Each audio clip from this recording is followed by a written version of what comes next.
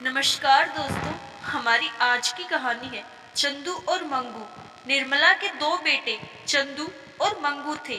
चंदू का बचपन से ही एक हाथ, एक पैर और मुंह टेढ़ा था, लेकिन मंगू उतना ही चुस्त और बुद्धिमान था।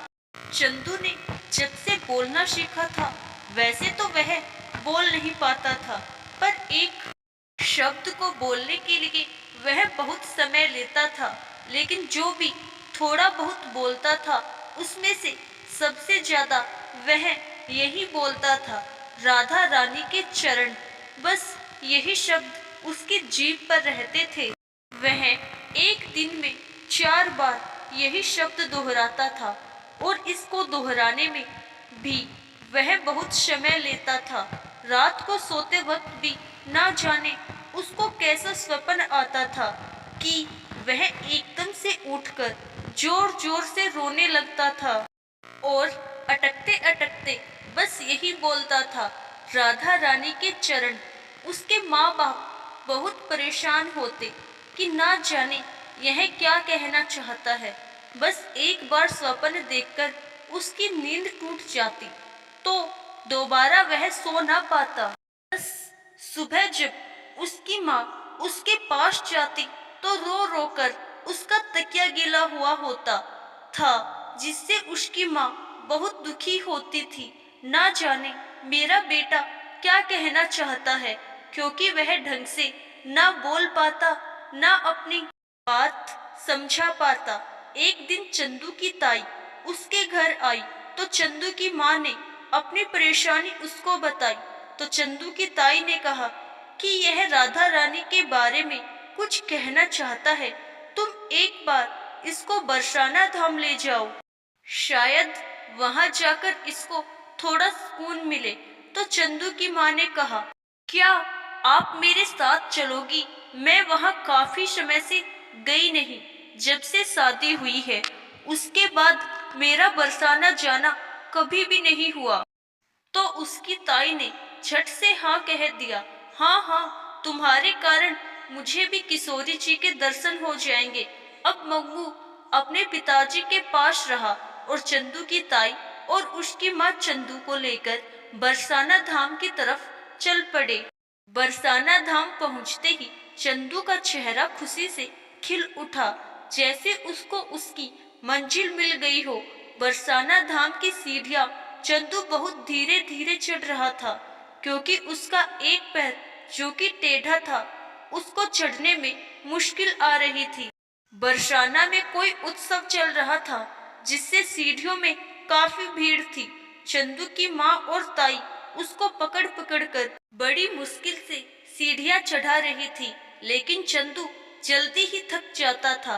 तभी चंदू ने इशारों में कहा कि आप दोनों ऊपर जाकर मंदिर के प्रांगण में बैठो, मैं धीरे धीरे आ जाता हूँ। चंदू की ताई ने कहा, ठीक है, हम ऊपर मंदिर के प्रांगण में तुम्हारा इंतजार करेंगे। तो चंदू ने इशारों में उनको हाँ बोल दिया। अब चंदू धीरे धीरे बड़ी मुश्किल से किनारों में सीढ़ी का सहारा लेकर सीढ़ियां चढ़ने लगा। वहां पर कई छोटी छोटी कन्याएं सबके माथे और मुंह पर राधे राधे का तिलक लगा रही थी।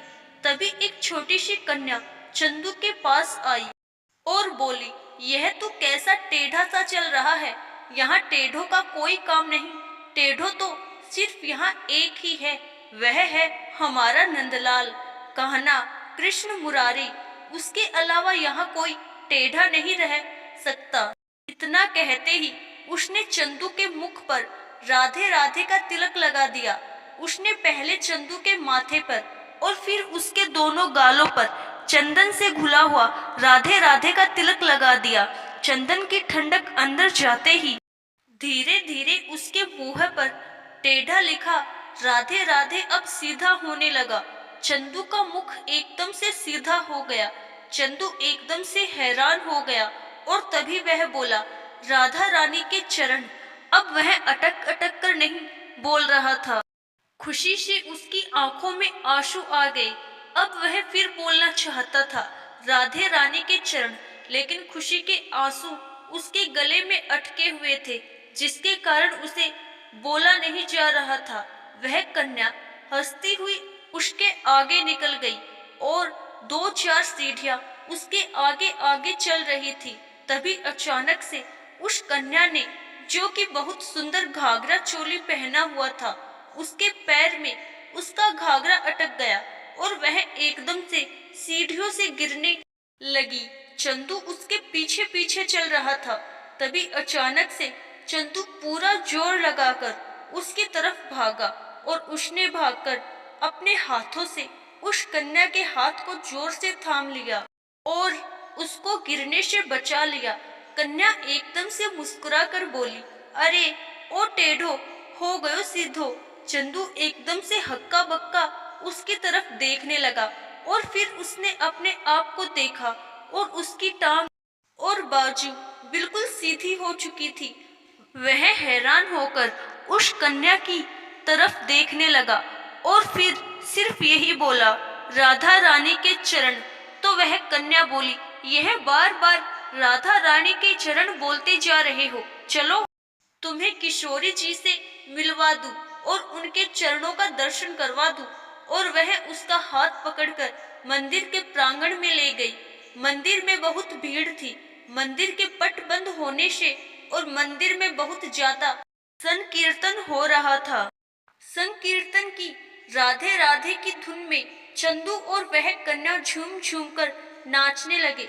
चंदू की माँ और ताई वही मंदिर के प्रांगण में बैठे हुए थे, लेकिन चंदू के मुख पर राधे राधे लिखा होने से और सीधी टांग और हाथ होने से वह चंदू को पहचान नहीं पाए। लेकिन वह बड़ी बेचैनी से चंदू का इंतजार कर रहे थे। लेकिन चंदू तो उस कन्या के साथ नाच रहा था और अब उस कन्या ने चंदू के दोनों हाथ पकड़कर कीकली ढालने लगी। कीकली ढालते ढालते दोनों राधे राधे का जाप कर रहे थे। तभी अचानक ज्यादा देर कीकली ढालने से चंदू लड़खड़ा कर उसको चक्कर आया और वह गिर पड़ा। अचानक से वह कन्या के पैरों में गिर पड़ा और एकदम से हैरान हो गया और उसको कन्या के चरण नजर आए। यह वही चरण थे जो उसको कितने सालों से स्वप्न में आ रहे थे और वह बोला, राधा रानी के चरण। अभी वह चरणों को छूना ही चाहता था। तभी एक भक्तों की टोली उस कन्या के और चंदू के बीच में आ गई और कन्या उसके पीछे हो गई। चंदू उठा और जोर जोर से पुकारने लगा, राधे रानी के चरण, राधे रानी के चरण। लेकिन वह कन्या उसको कहीं नजर ना आई। लेकिन वह मंदिर में भागता हुआ जोर जोर से पुकारने लगा, राधे रानी के चरण, राधे रानी के चरण। यह शब्द सुनकर उसकी माँ और ताई चंदू की तरफ देखने लगे और पहचानने की कोशिश करने लगे। यह शब्द तो चंदू बोलता था। तभी उसको चंदू पहचान में आ गया और वह उसके पास आकर बोली, अरे चंदू, तू ठीक कैसे हो गया? तू तो बोल सकता है। लेकिन चंदू को तो कोई होश नहीं था। वह अपनी माँ को पकड़कर जोर जोर से झिंझोड़ने लगा और कहने लगा, माँ, मैं इतने सालों से जो स्वप्न में चरण देखता रहता था, आज मुझे वही चरण नजर आए। लेकिन वह कन्या न जाने कहाँ चली गई। वह मेरी किशोरी ही थी, वह मेरी राधिका ही थी, वह मेरी लाडो ही थी। इतना कहकर वह जोर जोर से मंदिर में चिल्लाने लगा, लाडली लाडो, किशोरी राधे, कहाँ हो? मुझे तुम्हारे चरण देखने हैं।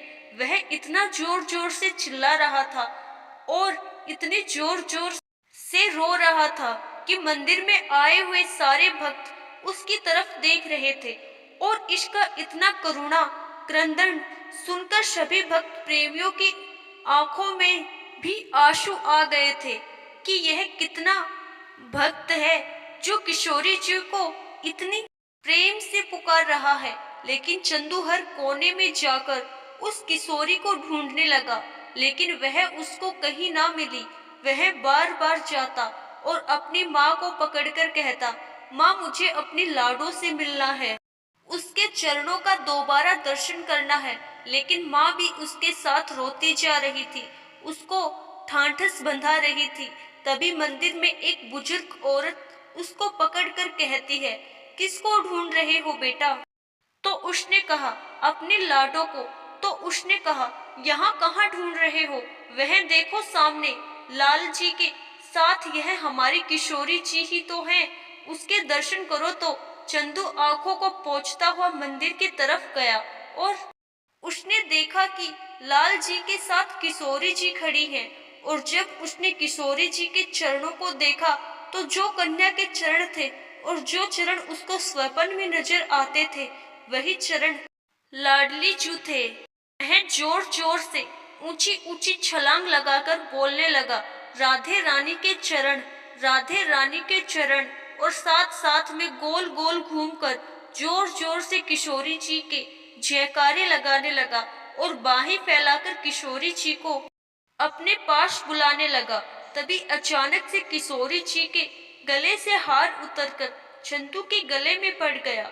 मंदिर में खड़े सभी भक्तजन यह सब देखकर चंदू की भक्ति और किशोरी जी का वात्सल्य देखकर भाव विभोर हो उठे और जोर जोर से राधे राधे का जयकारा लगाने लगे। आशा करती हूँ दोस्तों आपको हमारी आज की कहानी जरूर पसंद आई होगी। धन्यवाद।